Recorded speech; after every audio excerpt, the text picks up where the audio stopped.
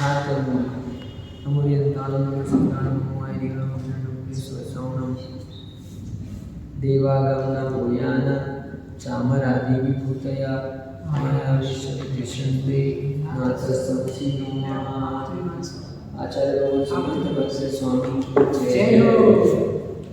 अरे परम पूज्य मुनि आचार्य भगवान महाराज की जय हो। परम पूज्य मुनि श्री सुयश सागर जी महाराज की जय। ग्रंथ चल रहा है। अरे मेरा ध्यान बोल देते जय मंगल खुदाना। ठीक है कोई बात नहीं।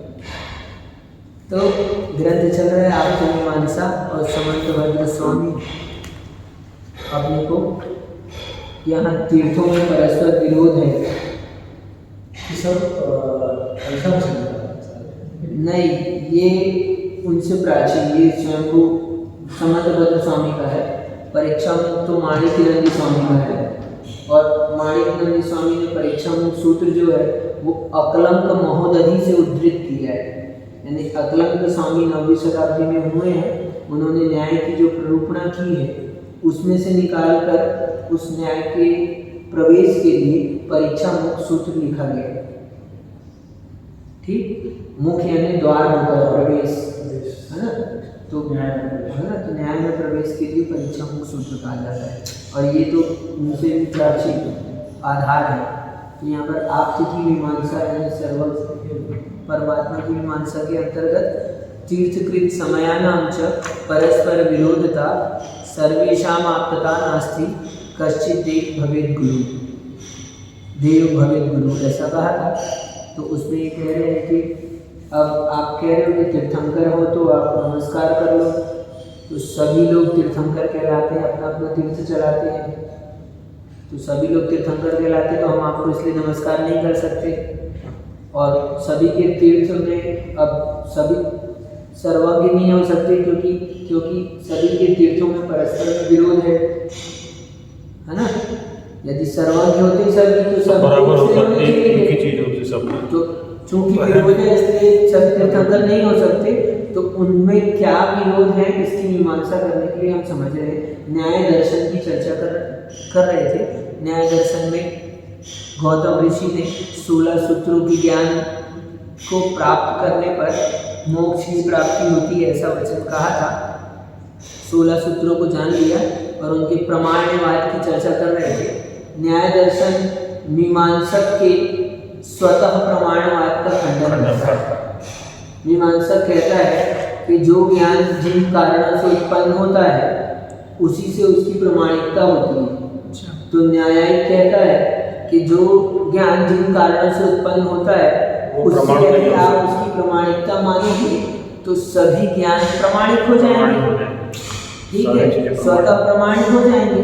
तो अपने को ये संशय नहीं हो पाएगा कि ये प्रमाण है कि अप्रमाण है, ऐसे संशय का भी अभाव होगा। तो उसने परतः प्रमाण कहा कि जिससे उत्पत्ति होती है उससे प्रमाणिकता नहीं होती है, अर्थ क्रिया कार्य आदि कारणों से उसकी प्रमाणता होती है, ऐसा अपन ने कल समझा था। ठीक है, तो मीमांसक हो गए स्वतः प्रमाण वाले, न्यायिक हो गए परतः प्रमाण वाले। उसमें अपन और विचार करते हैं। न्यायिक दर्शन में हमारे विपरीत ज्ञान होता है, विपर्य कहते हैं जिसको हम, तो उसको न्यायिक दर्शन अन्यथा ख्याति कहते हैं। अच्छा, ये विपर्य ज्ञान को अन्यथा ख्याति कहते हैं। ठीक है ना, यही तो पढ़ा था अपन। अब कहते हैं जैसे शीत में जो चांदी का ज्ञान होता है, ये अर्थ क्रिया आदि भिन्न कारणों से प्रमाणता का ज्ञान होता है। हाँ, तो ये परतः लगाना है। हाँ, क्योंकि उत्पत्ति का कारण अलग हो गया, उत्पत्ति का कारण अलग है और वो अर्थ क्रिया होना भिन्न कारण है, इसलिए पड़ता। ठीक, अर्थ क्रिया कल बताया था, जल का उदाहरण दिया था ना। रोड में देख रहे हो, आपको दिख रहा है संजय में, रोड में धूप में गाड़ी में आप चलकर आए बस से, तो रोड में दिखता है आगे पानी है ना। तो सही है कि नहीं ज्ञान? रोड में धूप पड़ती रहती तो पानी चमकता है, डामर चमकता है तो पानी दिखता है। तो यदि उत्पत्ति की अपेक्षा से आप ज्ञान को स्वतः प्रमाण बोलोगे, आपने जो पानी देखा है ये सत्य हो जाएगा। लेकिन हम न्याय कह रहे हैं कि हम इसको अभी सत्य नहीं मानेंगे, हम लोटा लेकर जाएंगे, लोटा हमारा भर जाएगा या हमारी प्यास बुझ जाएगी तो हम मानेंगे कि आप पानी जो कह रहे हो सत्य है। ठीक, इतनी सी बात है, समझ ये बता रहे हैं यहाँ पे। तो शीप में जो चांदी का ज्ञान होता है उसमें शीप होती, शीप देखिए, शीप है ना, शीप, अच्छा सीप नहीं है, शीप भी बोलते होंगे, शीप लिखा है इसमें तो है ना, दंतीसा नहीं है,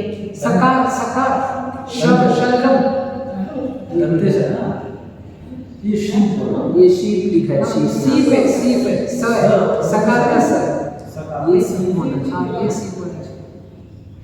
चांदी है या सीप? दंती सर सीप। तो सड़क, ठीक। तो सीप में जो चांदी का ज्ञान होता है, तो सीप समझ में आ गया, उसमें चांदी का ज्ञान होता है, उसमें इंद्रिय दोष आदि के कारण चांदी के गुण सीप में मालूम पड़ने लगते हैं। या तो इंद्रियों में दोष है, आंख से कम दिखता है, या फिर और कोई कारण है, प्रकाश बहुत तेज, धूप ज़्यादा है ना, तो वो भिन्न कारण है। उन सब के कारण से चांदी के गुण सीप में मालूम पड़ रहे हैं, चांदी जैसे चमकती है ऐसे सीप चमक रहा है ना। यह अन्यथा ख्याति है। अच्छा, सीप को आपने चांदी जान लिया तो उल्टा ज्ञान हो गया ना, इसी को हम कहते हैं अन्यथा ख्याति। हम न्याय की चर्चा। वात्स्यायन ने स्पष्ट लिखा है, तत्व ज्ञान से मिथ्या ज्ञान की निवृत्ति होती है। तत्व ज्ञान, इन 16 तत्वों के ज्ञान कर लोगे, इन 16 तत्वों के ज्ञान कर लेने पर मिथ्या ज्ञान की निवृत्ति होती है, ऐसा वात्स्यायन ने लिखा है। पदार्थ ज्यों का त्यों बना रहता है, पदार्थ तो पदार्थ बना हुआ ही है ज्यों का त्यों, लेकिन ज्ञान की निवृत्ति हुई है। तत्व ज्ञान हो गया तो मिथ्या ज्ञान निवृत्त हो गया, पदार्थ तो वैसा का वैसा है। वहाँ पर हम चांदी समझ के उठाने वाले थे उसको, और हम जैसे ही गए उठाने के लिए तो अपने को ज्ञान हो गया अगर सीप है तो उठाना भी छोड़ दिया अपन ने। तो वो जो सीप वहाँ पर पहले भी सीप था, अभी भी सीप है, वस्तु तो वैसी की वैसी है, लेकिन ज्ञान हुआ तो क्या हो गया, तत्व ज्ञान होने से मिथ्या ज्ञान का, जो चांदी ज्ञान था ऐसा अन्यथा ख्याति था, उसका अभाव हो गया, मिथ्या ज्ञान की निवृत्ति होती है। पदार्थ ज्यों का त्यों बना रहता है, अतः भ्रम या विपर्य विषय मूलक है, विषयी मूलक है, विषय मूलक नहीं है। अच्छा, ठीक है, ये और अच्छी बात है, और इसलिए समझ लो भ्रम जो है वो विषयी और विषय। अच्छा, ठीक है, भ्रम जो है या विपरीत ज्ञान जो है वो विषयी मूलक है, विषय मूलक नहीं है। पर क्योंकि वस्तु तो वैसी की वैसी बनी हुई है। ये हमने सीप देखा था ना, तो सीप तो पहले भी कैसा था, सीप ही था, हाँ, और अभी कैसा है, सीप ही है, वो तो सीप ही है। हमारी गलती है, हमने उसको चांदी समझ लिया, तो इसलिए भ्रम जो है, क्या भ्रम जो है वो विषयी मूलक है, इनसे उत्पन्न हुआ है, विषय के कारण नहीं, वस्तु में विकार नहीं है, नहीं अपने ज्ञान में विकार है, ज्ञान में विकार है, ऐसा। ये परिभाषा उनकी मानेंगे, अपन भी मानेंगे। अपन क्या बोलते हैं इसको, इस भाषा? अपन तो ये अभी अपन दोनों उभयात्मक बोलेंगे, विषय मूलक भी विषयी मूलक भी, है ना, क्या? हाँ, ठीक है। अभी अपन क्या बोल रहे हैं, से कैसे बोलेंगे ना, ये के आधार से ज्ञान में परिभाषा हो जाओगे। तो न्याय दृष्टि है, न्याय दर्शन की चर्चा है, तो यही प्रमाण्यवाद हुआ इनका, यानी इनका प्रमाण्य कहने का मतलब यही है कि इनका प्रमाणिक परता होता है। इन्होंने मीमांसा के स्वतः प्रमाण का खंडन किया है, और यदि परता प्रमाण्य मानते हैं ये लोग, तो ये लोग यही कहते हैं कि क्या, कि ये वात्स्यायन ने जो लिखा, मिथ्या ज्ञान, तत्व ज्ञान से मिथ्या ज्ञान की निवृत्ति होती है, और जो भ्रम होता है जीव को विषय मूलक है, विषय मूलक नहीं है। ऐसी ये इनका प्रमाणवाद है। ठीक, आगे चलते हैं। इनका बहुत अच्छा सिद्धांत बता रहे हैं, कार्य कारण सिद्धांत। कार्य पता है सबको, है ना, हालत, दशा, अवस्था, कार्य हुआ है जो वो सब कार्य कहलाता है। तो कार्य है तो उसका कोई ना कोई कारण होता है। अनेकांत जो है अपन मान्यता में अनेकांत स्यादवाद, तो अनेकांत जो है वो मान्यता में बनाएंगे और कहेंगे वो स्यादवाद से है, क्योंकि एट ए टाइम दो बात तो आप एक साथ बोल नहीं पाएंगे, तो या फिर कथनचित लगा दिया तो उसमें ये हो जाएगा, मुख्य गौण हो जाता है। ये तो स्यादवाद है। ठीक है। अभाव नहीं करना, गौण करना। अब आपकी जो ये शंका है इसका समाधान आगे करेंगे। हम प्रमाण सप्तभंगी भी बनाते हैं, हाँ, प्रमाण शब्द प्रमाण वाक्य भी बनाते हैं, आगे चर्चा आएगी, हम बताएंगे, अभी नहीं प्रमाण छेड़ते विषय को। तो कार्य कारण सिद्धांत की यहाँ पर चर्चा करते हैं। न्याय दर्शन में करण भिन्न है और कार्य भिन्न है। करण और कार्य, न्यायिकों का कहना है कि ये भिन्न है और ये भिन्न है। करण कुछ और है, कार्य कहीं और है, कुछ और है। ये दोनों में भिन्नपना है। न्याय सांख्य की तरह कार्य को करण से अभिन्न ना मानकर भिन्न मानता है।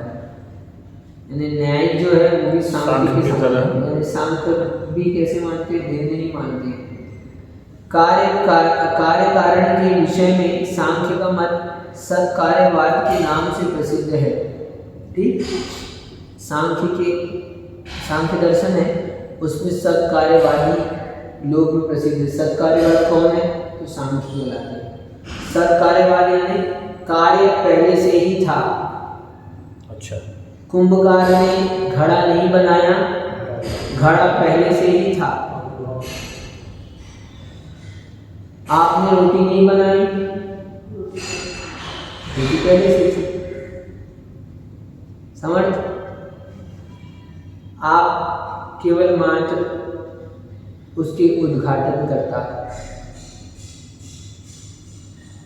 चित्र का अनावरण करते हैं ना, तो तुमने दर्शन करा दिए, है ना, अनावरण किया तो तुमने दर्शन करा दिए, तो तुम अनावरण करने के कर्ता हो, बस और कुछ नहीं।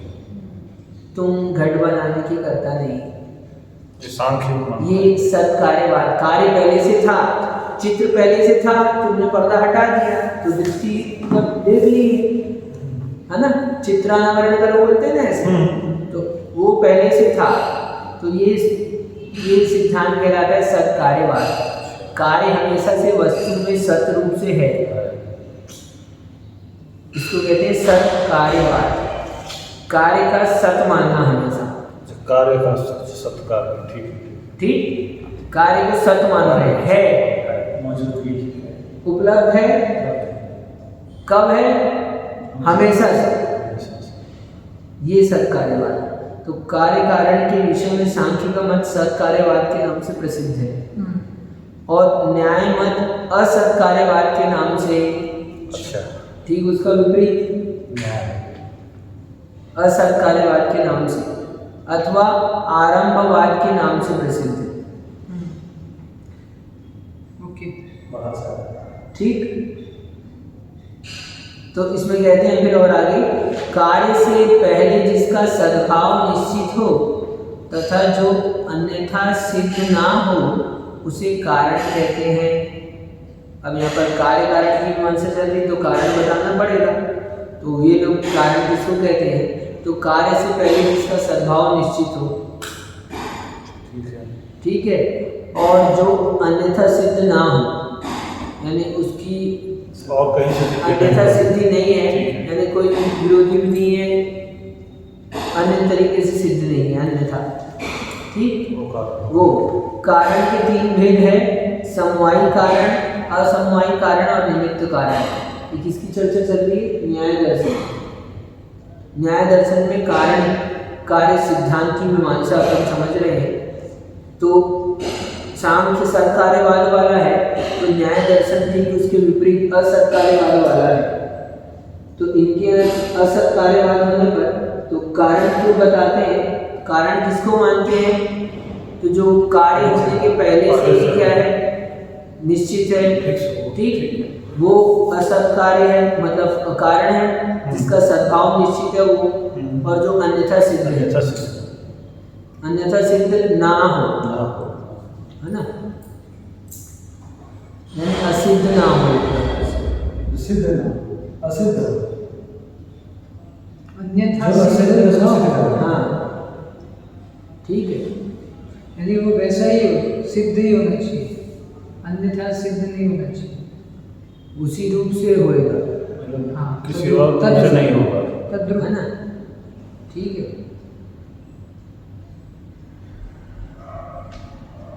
तो 3 प्रकार के कारण बता दिए। अब कारण की चर्चा में समवायी कारण, असमवायी कारण और निमित्त कारण बहुत अच्छे से बताएंगे, इसको बहुत अच्छा है विषय ये, ठीक। अभी समवायी कारण देख लेते हैं, हम देख लें। समवाय संबंध से जिसमें कार्य की उत्पत्ति होती है वह समवायी कारण है, यानी समवाय में मिलाने से, दो वस्तु के जोड़ से मिलाने से जिसमें कार्य की सिद्धि होती है, ऐसे कारणों को समवायी कारण कहते हैं। यहाँ समवाय संबंध यानी क्या लेना आपने, जोड़, समवाय का मीनिंग जोड़ लेना है, जोड़ता है, ब्रिजिंग है, ऐसे तुम अर्थ में भी और दूसरे अर्थ में चले जाओ। अभी क्या दूसरे अर्थ में चले जाओगे? हाँ, अच्छा, यहाँ पे जो लिखा है जैसे जिसमें कार्य की उत्पत्ति होती है, तो वो आटे के पिंड में रोटी की उत्पत्ति है। ये उदाहरण दे रहे हैं ना, अभी अच्छी जल्दी समझ में आता है। जिसमें क्या, जिसमें समझना, जिसमें कार्य की उत्पत्ति होती है वह समवायी कारण है, ठीक है। जैसे तंतु वस्त्र का समवायी कारण है, तंतु जोड़कर वस्त्र बनाए ना, तो वस्त्र रूप कार्य है जिसमें, है ना, आटे से रोटी बनी तो आटा इनकी दृष्टि में समवायी कारण है, ठीक। अपने ही भाषा में अपन यदि कहने लगे तो उपादान कारण जिसको हम कहते हैं, ये उसके समवायी कारण है, मोटे तौर पर समझना, है ना।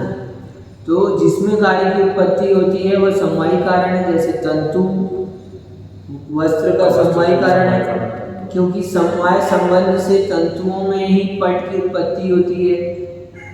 कपाल घट का समवायी कारण है, कपाल जो है ना, वो घट उत्पत्ति करने में कपाल घट का समवायी कारण है, घट को कहना था, घट कपाल का समवायी कारण है, क्योंकि समवाय संबंध से कपाल में ही घट की उत्पत्ति होती है। ठीक है ना, कपाल घट का समवायी कारण तो बराबर है। कपाल कपाल, अच्छा सॉरी, वो 5 हो गया, स्थान कोश कुशुल घट कपाल, यानी मटका था, घट था, फूट गया, वो कपाल बन गया। अब अपन देख रहे हैं, बाकी देखते हैं, इसमें तो वो लिखा है, ठीक है, वो समझ गए। तो ये समवाय कारण बताते हैं, जिसमें कार्य की उत्पत्ति हो उसी में उत्पत्ति हो, समवाय कारण कहते हैं। न्याय दर्शन की चर्चा है, मैं इसलिए बीच में बोल देता हूँ क्योंकि कंफ्यूज हो जाए, है ना, ठीक है। ये पहला हुआ। दूसरा और आगे चलते हैं अपन, कार्य के साथ अथवा कारण के साथ एक वस्तु में समवाय संबंध से रहते हुए जो कारण होता है वह असमवायी कारण है। कार्य के साथ अथवा कारण के साथ एक वस्तु में समवाय संबंध से जो रहते हैं, समवाय संबंध से रहते हुए जो कारण होता है वो असमवायी कारण है। असमवायी कारण अभी दृष्टांत देकर समझ में आ जाएगा। जैसे तंतु संयोग वस्त्र का असमवायी कारण है। तंतु को ही समवायी कारण कहा था पहले, और तंतु का संयोग वो असमवायी कारण जोड़ करके बन रहा है, तो तंतु का संयोग वो असमवायी कारण है। तो आटा रोटी के लिए हो गया, हाँ पर आटे का संयोग जो है हाँ वो फिर इसमें आ जाएगा। हाँ असमवायी कारण है। असमवायी। ठीक है, तो तंतु संयोग वस्त्र का असमवायी कारण है और तंतु रूप पट रूप का असमवायी कारण है। और जो तंतु रूप है वो पट रूप का, ठीक है, रूप अलग कह रहे हैं। तो तंतु रूप का जो रूप है वो पट रूप का असमवायी कारण है। हाँ, तंतु का संयोग पट और वो पट के लिए असमवायी कारण है और तंतु जो है वो पट के लिए समवायी कारण है। ठीक, तंतु संयोग वस्त्र का असमवायी कारण है। हाँ वस्त्र बनाया ना, हाँ संजय के वस्त्र पहने ना, देखो कैसे बना, तंतु के संयोग से बना। तंतुओं के संयोग से बना, वो असमवायी कारण ठीक है। है। तो तंतुओं का संयोग तंतु ये समवायी असमवायी है। कारण है। इससे पहले हमने समवायी कारण बताया। तंतु अकेले को इसको- देखेंगे, जो तंतु जिसमें कार्य की उत्पत्ति, जिसमें कार्य होता है, तंतु में कार्य हो तो रहा है। तंतु वो हो गया समवायी समवायी कारण। कारण, ठीक है। तंतु का संयोग असमवायी कारण। ठीक, आगे अंतर। ठीक है। ऐसा कहते हैं। आगे कह रहे हैं जैसे तंतु रूप पट रूप का असमवायी कारण है। असमवायी कारण की समवायी कारण में प्रत्याशक्ति होती है, एकदम आसन्नता निकटता होती है। दोनों भी कारण एकदम एक ही, निकट, अत्यंत। तंतु रूप मतलब तंतु का संयोग हो गया ना वहाँ पे, जब तंतु रूप हाँ। बोल रहे हैं, पट रूप में। तंतु का रूप, हाँ, तो रूप तभी आएगा ना जब संयोग होगा उसका।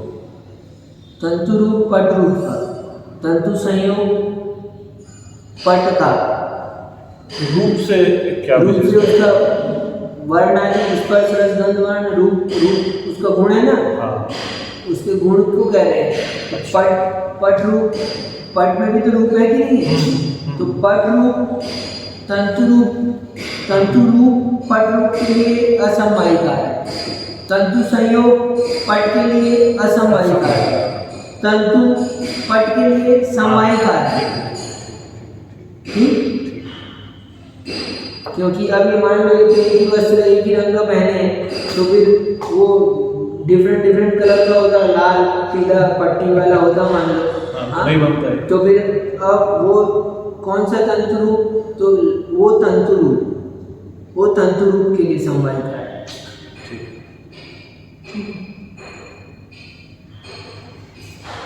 तो आसन्नता निकटता होती है, वो प्रत्याशक्ति दो प्रकार की होती है। यहाँ पट और वस्त्र एक ही हो गया। पट यानी वस्त्र, हाँ हाँ, तो तंतु रूप पट का असमवायी कारण है।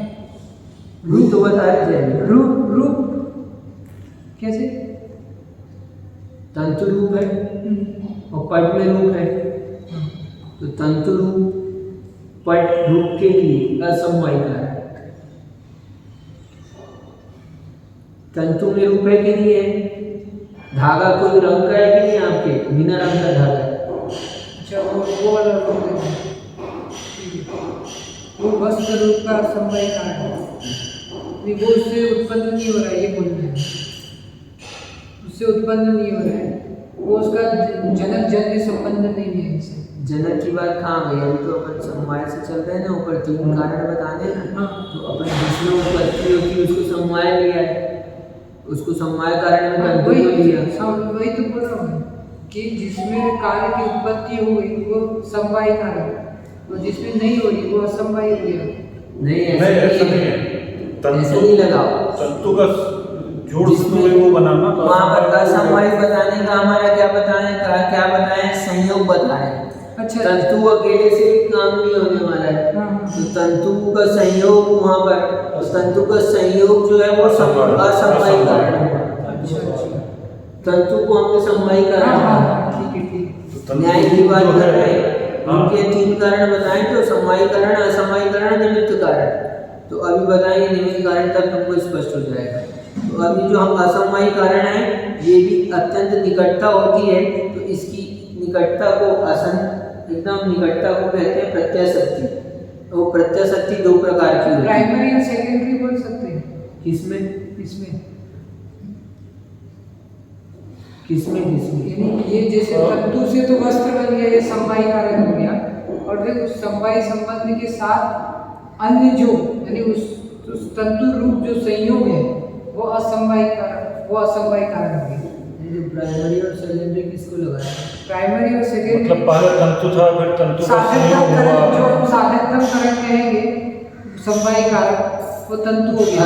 अभी इसको समझ लो एक बार, फिर इसको मिक्स करना, मैच करना।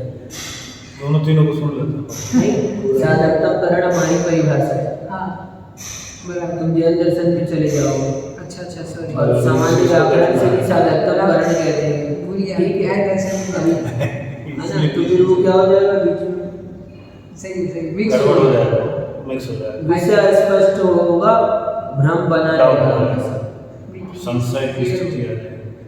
क्लियर हो गया है ना। तो प्राइमरी और सेकेंडरी अभी मत लगाया अपन उसमें। सही। अभी तो ये समवाय लगाओ और असमवाय लगा लो, ज़्यादा लगाना हो तो निमित्त लगा लेना। आएगा। ठीक, तो ये अपन असमवाय कारण जो बताया अपन ने, अत्यंत निकटता होती है, आसन्न निकटता, तो वो निकटता भी दो प्रकार की होती है। अच्छा, उसको हम कहते हैं प्रत्याशक्ति। ये प्रत्याशक्ति दो प्रकार की होती है, कैसे दो प्रकार की तो कल बताएंगे। ठीक, तो क्या बताया आज? मूल सिद्धांत, प्रमाणवाद बता दिया थोड़ा सा, और कारण कार्य सिद्धांत बता दिया। कारण कार्य सिद्धांत में कारण की मीमांसा अपन कर रहे हैं, कारण तीन प्रकार के इसमें बता दिए। ठीक है, ये असत कार्यवादी है कौन? न्यायिक। और सांख्य क्या है? सत कार्यवादी, कार्य सदा से यानी बेसिक प्रतिज्ञा उनकी यही होगी, कारण कार्यवादी। न्याय बोलेगा कार्य भिन्न कार्य भिन्न, सांख्य बोलेगा दोनों भी भिन्न मानने वाले हैं, लेकिन एक असत कार्यवादी, एक सत कार्यवादी। भिन्न तो दोनों भी मानते हैं। एक बोलता है कि है, पहले से ही है। सांख्य की तरह कार्य को कारण से अभिन्न न मानकर, हाँ, ये तो भिन्न मानते हैं, भिन्न मानते हैं। हमने क्या कहा ना, भिन्न मानते हैं। ठीक, और ये सांख्य